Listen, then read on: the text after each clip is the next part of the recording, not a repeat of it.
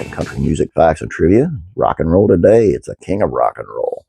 And how he really blew his one and only visit to the Grand Ole Opry. When you think of rock and roll, what's the first name that comes to mind? Many would definitely say Elvis Presley. Dubbed the king of rock and roll, the man changed the music world forever. Although some of the reasons he changed the game, shaking those hips like a madman, was the reason a lot of people didn't like him, especially in the country music world. With rock music being relatively new, Elvis sort of fell into the country music genre with his first hit single, That's All Right, contained a cover of Bill Monroe's bluegrass hit, Blue Moon of Kentucky, on the B-side. 19-year-old Elvis had just burst into the music scene and ultimately landed him a spot at the Grand Ole Opry. However, his rocking cover of Blue Moon of Kentucky didn't sit well with the traditional country crowd. According to NPR, Elvis actually sought out Monroe to apologize for reworking his song and performing it on the Grand Ole Opry. Monroe was rather gracious, and biographer Richard Smith says Monroe would later come to appreciate those big royalty checks.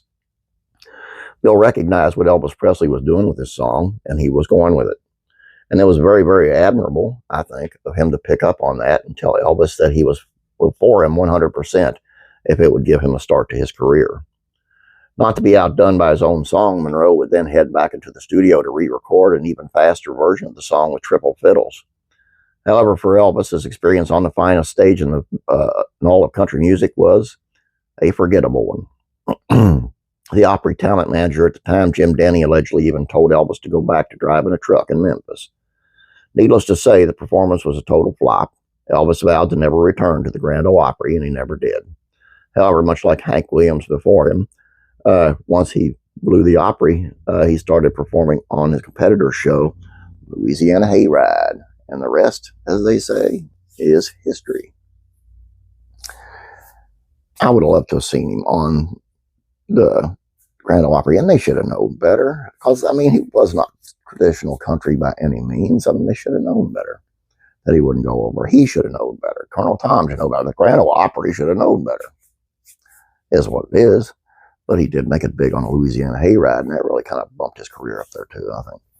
And kudos to Bill Monroe, who kind of backed him, even though it was because he was getting them big fat royalty checks. Anyway, all I got for you guys. I hope you enjoyed this. Please don't forget to subscribe. Please like this video. I'd appreciate it. You have a great day. God bless you. I'm praying for you.